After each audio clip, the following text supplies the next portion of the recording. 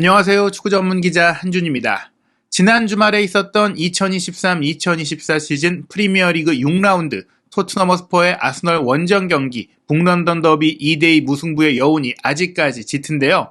이 경기에서 전술적으로 가장 흥미로웠던 포인트는 아스널의 측면 공격수 에이스인 부카요 사카를 어떻게 제어하느냐였습니다. 실제로 이 사카 선수가 로메로의 자책골 선제골을 이끌어내기도 했었고 페널티킥을 성공시켜서 두 골 모두에 관여하기도 했는데요. 사실 사카 선수를 상대로 고전했던 배경에는 아직은 젊고 어리다고 할 수 있는 토트넘의 레프트백 데스티니 우도기 선수의 초반 경고가 있었습니다. 일찌감치 경고를 받으면서 위축되기도 했고 불안한 모습을 노출하기도 했기 때문에 어떻게 보면은 포스테코글루 감독이 후반전에 교체해주지 않을까, 교체해야 되는 거 아닐까, 저도 경기 보면서 생각을 했었거든요. 하지만 끝까지 믿었고 결국에는 우도기 선수가 극복하고 이겨내는 모습을 보였다는 것, 포스테코글루 감독의 믿음의 축구, 젊고 강하고 회복력이 좋은 팀으로서 거듭나고 있는 토트넘의 진화를 상징하고 있다고 할 수 있겠습니다.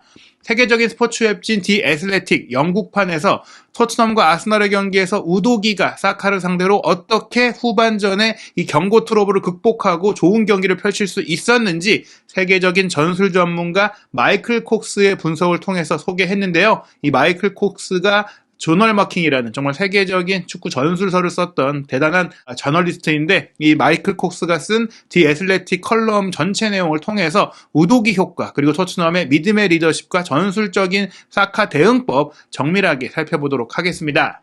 우선 이 장면부터 시작되겠죠. 일요일 북런던 더비 경기 시작 14분 만이었습니다. 데스티니 우도기가 부카요 사카에게 태클을 걸었던 장면인데요. 공을 빼앗으려는 의도를 명확하게 갖고 시도한 것이었지만 너무 늦었었고 그렇기 때문에 명백한 옐로카드 장면이었습니다. 이후 75분 동안 우도기는 또 한 번 조금 거친 파울이 나온다면 자신의 경기를 끝낼 수도 있다는 사실, 즉 퇴장당할 수 있다는 사실을 알면서도 지금 프리미어리그에서 최고의 폼을 자랑하는 윙어 부카요 사카와 맞붙어야 했는데요. 지난 시즌 북런던 더비에서 토트넘의 팀 동료죠.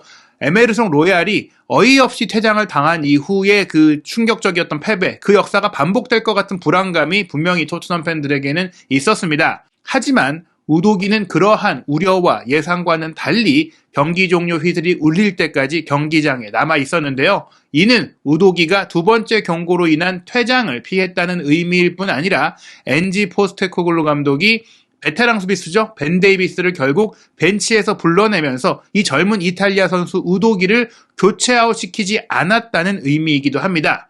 초반에 꽤나 고전했던 우도기와 토트넘은 이러한 뚝심, 이 끝까지 밀어붙인 과정에서 어떤 비결이 있었을까요?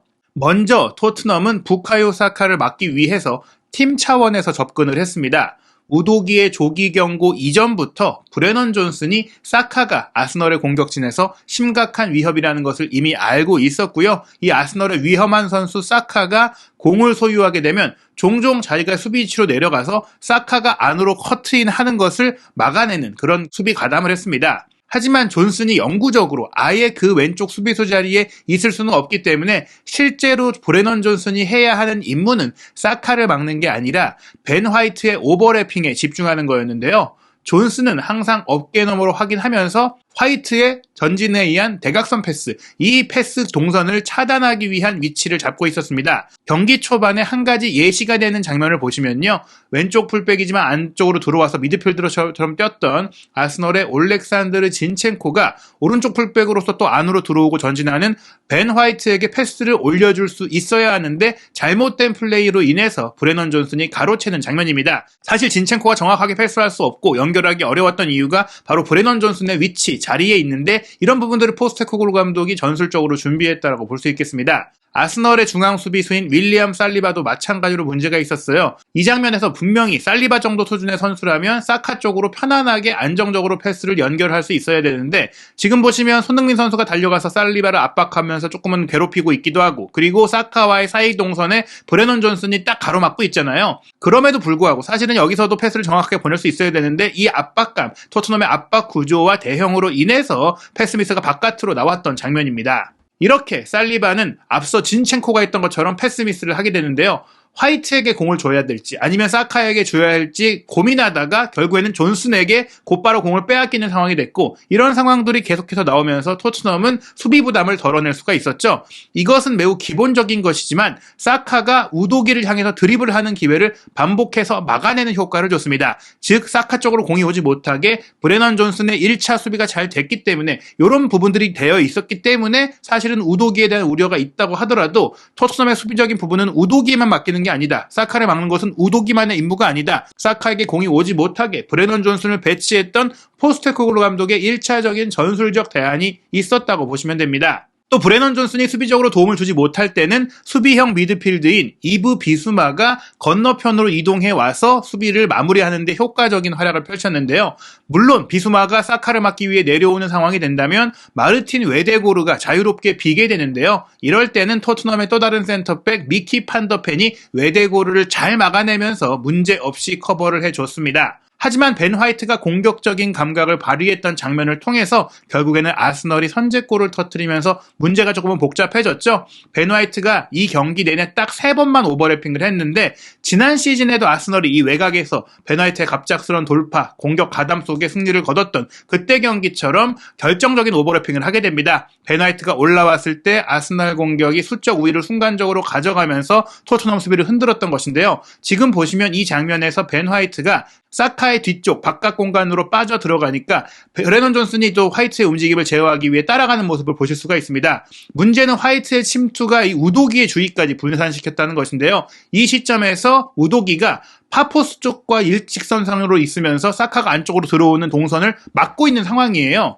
하지만 사카가 이 화이트의 오버래핑을 이용하면서 안쪽 공간을 체크하고, 즉 이제 화이트가 안쪽으로 치고 들어가니까 글로 공이 올 거라고 생각해서 브레넌 존슨도 쏠리고, 또 우도기는 가운데 골키퍼와 골대 사이 공간을 지키고 있으니까 사카가 이제 오히려 화이트가 있었던 그 공간으로 바깥으로 나온 겁니다. 그러면서 우도기도 일단은 물러섰고, 존슨은 화이트와 너무 또 멀리 있었고, 그러면서 순간적으로 두 명이 따로 떨어지면서 브레넌 존슨과 우도기의 수비 대형이 흔들린 거예요. 확실하게 두 선수 모두 마크해주지 못한 거였죠. 그러다 보니까 이제 사카가 슈팅은 편안하게 할 수 있었고, 이 슈팅이 로메로를 맞고 굴절되면서 들어간 것입니다. 화이트의 움직임으로 인해 존슨과 우도기가 모두 순간적으로 사카를 놓친 장면이 된 것이죠. 이 시점에서 아스널이 주도권을 쥐게 됐고 아스널이 경기를 이길 것 같은 분위기였는데요. 하지만 우도기는 이후 경기 내내 뛰어난 절제력을 보이면서 잘 대응했습니다. 특히 이 장면 같은 경우에는 데클란 라이스가 공격에 가담했을 때 우도기가 라이스를 상대로 공을 빼앗아내면서 또 공격을 전개하는 장면이에요. 하프타임이 시작될 무렵에도 경고를 받았던 것과 비슷한 거의 똑같은 장면이 펼쳐졌었는데요. 우도기가 이번에도 사카가 공을 잡을 때 경합을 하려고 달려드는 것처럼 보였습니다. 하지만 이번에는 부딪히거나 태클하지 않고 몇 야드 앞에서 짧게 멈추게 됩니다. 사카가 몸으로 등지면서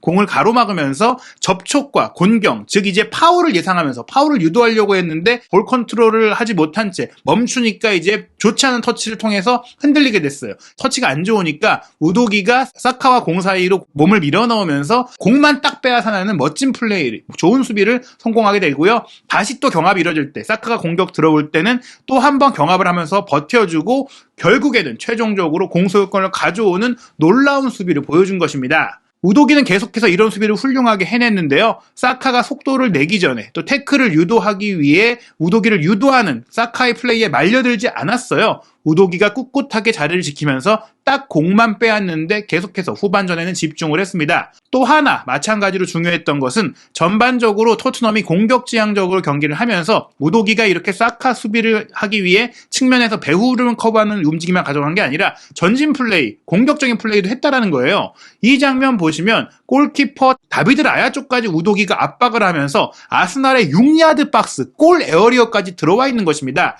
즉 손흥민 선수가 최전방 공격수인데 손흥민 선수보다도 높은 곳에서 우도기가 전방 압박을 하고 있는 거예요.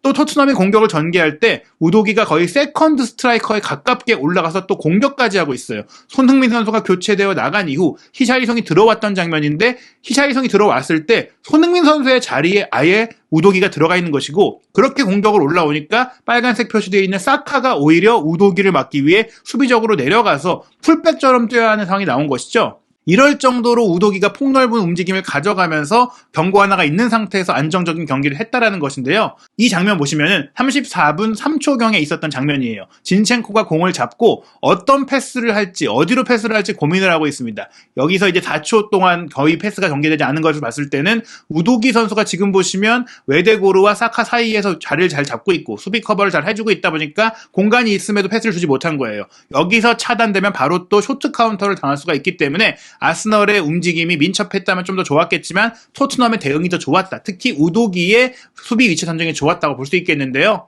존슨이 계속해서 또 우도기를 돕기 위한 움직임을 가져갔는데 토트넘의 입장에서 아쉬웠던 부분 중에 하나가 이 화이트의 오버래핑을 막기 위해 계속해서 스프린트를 하던 우도기가 햄스트링에 조금 무리가 오면서 결국엔 이제 쓰러졌고 교체가 됐던 장면이 60분께 있었습니다. 하지만 존슨이 빠진 이후에도 인상적인 플레이를 펼쳤던 비수마가 이 왼쪽 측면 배후 공간까지 커버하는 지원 사격, 우도기의 수비 커버를 해줬고 화이트의 오버래핑을 제어해주는 플레이를 통해서 막아냈죠. 안쪽에서 자신의 위치를 지키면서 또 사카가 공격에 가담했을 때 화이트가 들어가니까 오히려 사카의 돌파가 아니라 화이트 쪽으로 공을 몰게 하고 화이트가 부담스럽게 압박을 당하면서 정확하지 못한 오버히트 킥을 하게 만들면서 골킥을 유도했던 우도기와 비수마의 지능적인 수비가 성공했던 장면입니다. 경기 막판인 89분에는 외대고르와 경합하다가 비틀거리던 우도기가 사카가 공을 잡으니까 또 달려들어서 몸싸움을 하는데요. 사카에게 또 한 번, 두 번째 경고를 받을 수도 있는 위험 상황에서도 이렇게 투지를 보이면서 흔들리지 않으면서 붙어줬던 이 정신력과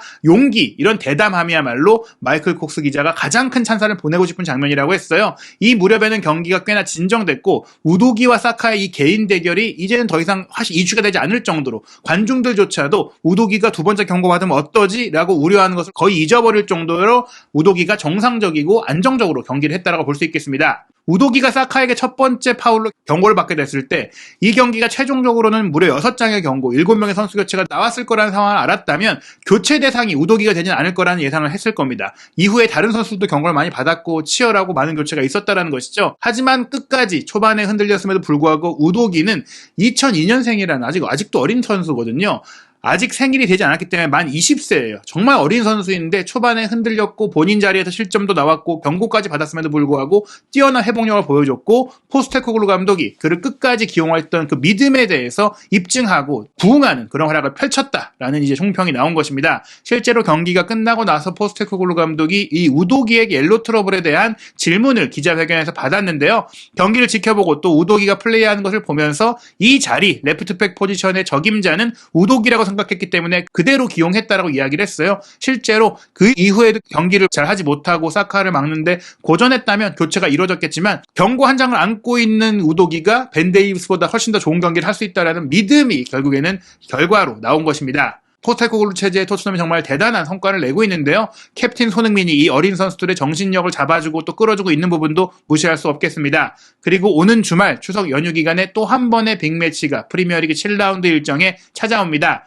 2023년 10월 1일 일요일 새벽 1시 30분 토트넘 호스퍼와 리버풀의 맞대결인데요. 리버풀이 현재 승점 16점으로 맨체스터 시티 6전 전승 승점 18점인 1위를 추격하고 있고 토트넘은 아스널전 무승부로 4승 2무 승점 14점입니다. 그리고 브라이튼이 깜짝 돌풍을 이어가면서 승점 15점으로 3위, 낯선 순위표가 펼쳐지고 있는데요. 이 7라운드 일정에서 토트넘이 2위로 치고 갈 수 있는 기회가 생길 수 있어요. 아스널은 9월 30일 밤 11시에 본머스와 원정 경기 치르고 브라이턴은 그에 앞서 저녁 8시 30분에 에스턴 빌라, 만만치 않은 팀과의 원정 경기가 있기 때문에 승리를 장담하기 어려운 일정이라고 할 수 있겠습니다.